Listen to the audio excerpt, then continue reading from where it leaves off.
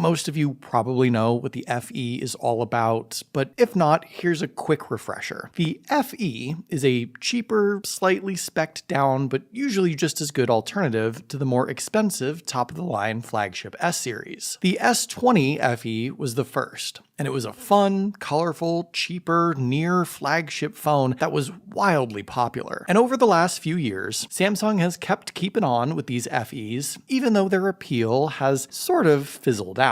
The reason for this is, in my opinion, twofold. One, as you'll see in a second, the FE has become victim to some spec downgrades, which makes the phone less appealing, even at a cheaper price, versus the flagship variant. The other reason, the big one, is price, but it has less to do with the FE directly and more to do with these flagship phones that have been out now for nearly a year. Technically, the full retail price for this year's S25 FE is $649. Not insignificant by any means, but a far friendlier price compared to the $799 flagship S25 and nearly $1,000 S25 Plus. The price problem is revealed if you take even 60 seconds to search Samsung's S series right now on any shopping website, or even browse Samsung's own website. Here, Samsung has discounted the S25 by $80, which makes the price differential between this and the FE a lot less significant. If you jump on over to Amazon, the FE is even cheaper, and this is a brand new phone, by the way, also direct from Samsung. But if you're okay going used or are familiar with Amazon Renewed, which, by the way, I do highly recommend, you can instead snag this current S25 flagship for as low as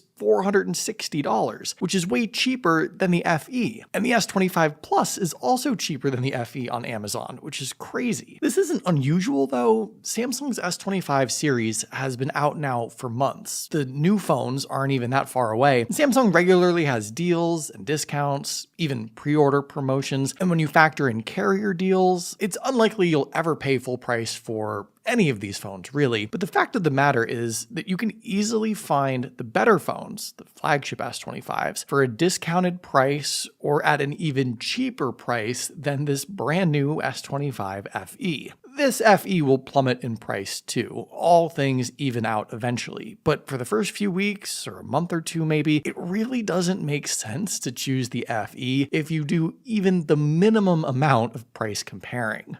Now, let's just say that your carrier is offering you this new S25 FE for free, or you're watching this video months from now and the FE is half price, or maybe the FE is the only option in your area, or you just want this phone no matter what. That's fine. Let's now talk about what actually differentiates it from the flagship counterparts, the important stuff they share, and why that is important to think about. Now, one perk of choosing the FE is its big size, but only because its immediate alternative is unusually small. At 6.7 inches, the FE is actually the same size as like 95% of Android phones nowadays. The regular flagship S25 is 6.2 inches, which is one of the smaller phones you can buy right now. Kind of an odd thing to think about, but it's true. The FE is actually the same size as the S25 Plus. So if you ignore that pricing situation I harped on earlier, it actually feels like a good deal getting the larger FE when its twin flagship brethren is officially a lot more money. Between the trio, the regular flagship S25 is the odd one out for sure. And I think that phone nowadays really only appeals to people who specifically want a smaller sized phone. It's basically your only option.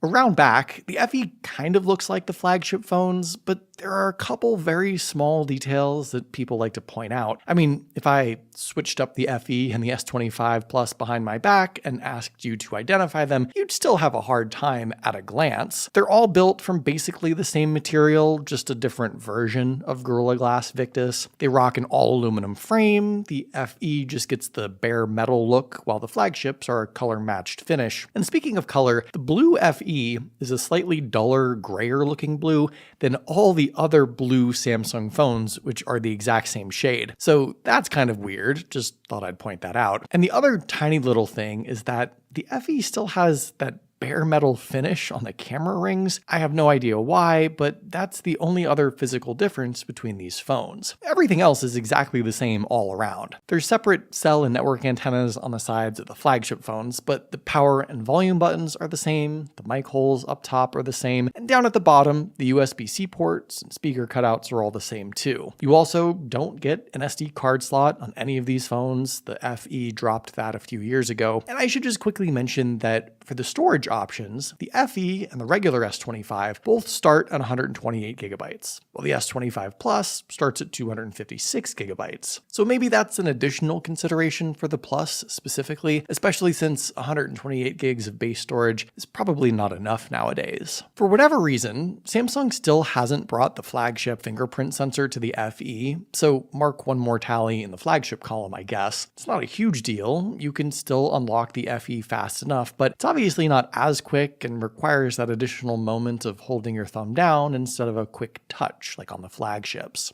When it comes to the screens, aside from the size difference, there are a couple other things to consider. Generally speaking though, the specs and viewing experience between the FE and the flagships is going to be super similar. All three phones offer a dynamic AMOLED 2X panel, and they all are 120Hz high refresh rate displays. The flagship S25 and the S25 FE are 1080p resolution screens, while the S25 Plus can be set to a Quad HD 1440p resolution. In addition, the flagship S25s can achieve a higher peak brightness, 2600 nits, and I suppose you could argue their Victus 2 Gorilla Glass might be a little tougher and a little less glare prone, but I don't consider that an outright advantage. While the brightness boost on the flagship phones is certainly valuable, I think the Quad HD resolution on the S25 Plus is more of a deciding factor. This is just a special option for this phone. It's not something you get on many other Android devices in general, and while it might be hard to tell, the big screen on this phone does look a bit sharper with that QHD enabled. In general though, I do still think there's a ton of value in getting the FE with basically the same screen as the flagship phones, though nowadays I totally understand that the bare minimum smartphone display is basically what these phones offer. So it sort of depends on your perspective and what you currently have in your pocket, but it's at least nice to see that Samsung didn't explicitly leave anything major off the FE and still kept the S25 Plus sort of special with its higher resolution. I'll also just quickly say that the speakers sound exactly the same on all three phones. I can't imagine there's any actual hardware difference, and if there is, I can't hear it anyway. They sound exactly the same even at max volume. So the single biggest miss with the S25 FE, in my opinion, is Samsung's choice to go with anything but the current flagship Snapdragon chip. When the FE first launched, that was its big, huge selling point. Flagship speeds and performance at a discounted price. The S20 FE and S21 FE had the same internal specs as the flagship namesakes. But starting with the S23 FE, Samsung broadened the processor gap, and now this FE is stuck with an Exynos 2400 inside. That is, frankly, not great news. And not just because of the stigma that's still attached to the Exynos name, but just the undeniable fact that this processor is not as good as what's inside the flagships. On top of that, the FE has just 8 gigabytes of RAM, while the flagships have 12 gigabytes. So altogether, the FE is no longer the same spec as the flagship phones, and it doesn't offer the same level of performance. Now, you could certainly argue that in general day-to-day use, the average person probably wouldn't notice. And I will agree that Samsung still has to offer you some reason to choose the flagship phones over the FE, and maybe they realized that with basically all else even now, this was what they had to do to ensure some provenance to the flagships. Rumors suggest that it might also be a cost thing. The Snapdragon processors are pricey, the FE is supposed to be more affordable. Whatever the actual reason, or combination of reasons, the fact remains that previous FE owners are probably a bit grumpy about what this FE now offers. And if you wanted one clear-cut reason to consider the flagships, well, this is it right here. On the bright side, there's nothing software-wise that separates the FE from the flagships. All the Galaxy AI goodies are present. The FE will get 7 software updates over its lifetime. It's just not a flagship phone in spec like it once was, which is a little disappointing.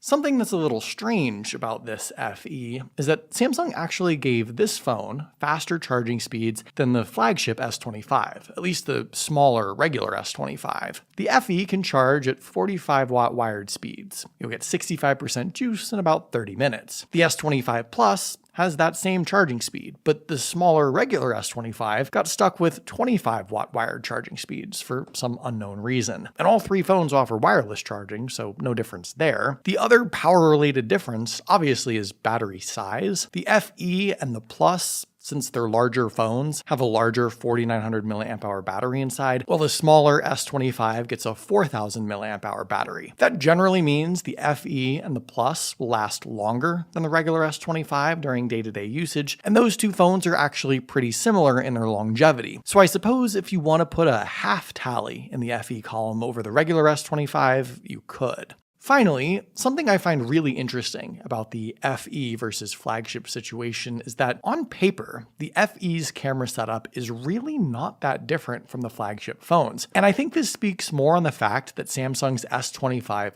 Ultra is really their most camera-focused smartphone, while the flagships retain good but not over-the-top shooting capabilities. Both the FE and the flagship phones have 50-megapixel main lenses, but the camera sensors are a little different in favor of the flagships. The FE has a telephoto lens, which is actually a pretty big plus. It's an 8 megapixel to the flagship's 10 megapixel, but it actually has the same optical 3x range and 30x digital range. And the 12 megapixel ultra-wide lenses on all three phones are pretty similar too. Even the selfie camera up front, the 12 megapixel shooter, seems to be nearly the same on all three. And inside the camera app, whether you're shooting with the FE or flipping through the camera modes on the flagships, I think you'll be hard-pressed to find any significant differences. Like I said, if you were comparing the FE to the Ultra, obviously that would be night and day, but between all three S25s here, I'm surprised to see just how similar they are. I think the flagship camera setup just hasn't evolved much, and the FE's has basically caught up to a point where Samsung couldn't have made it much worse, or else it would have just looked really, really bad. I feel like chalking up another point for the FE in this case, simply because this is another area of value for this phone versus the more expensive flagships, and I wonder if it's maybe an overlooked advantage. I feel like the FE's camera setup is more than the budget or mid-tier positioning this phone is supposed to be at, especially if you do make the full comparison to the flagship phones. So here's the deal. Obviously, the flagship S25s have a handful of advantages still over the FE. They should, and I'm glad that's still the case. The S25 Plus has a unique higher resolution display. The current Qualcomm processor is reserved only for the flagships. They do get more RAM, and a couple other very small minor things if you pick apart the spec sheets. But the real kicker here is that while the FE is supposed to be a more affordable but just as good option, the flagships can be bought for much, much cheaper. And the flagship phones really haven't evolved much the last few years, which means the FE almost had to be downgraded in a way, mainly with its performance capabilities. I don't think the FE is a bad phone necessarily, but I can't imagine any situation where it's a worthwhile buy when these flagship phones are available for hundreds of dollars less now. But what do you guys think? Am I missing something here? Is the FE enticing at all? Let me know in the comments down below. I'd love to hear your thoughts, of course. Hopefully you guys did enjoy this video though. Be sure to follow Tech Daily on Twitter and subscribe to the Tech Daily YouTube channel if you haven't already, and I'll see you guys later.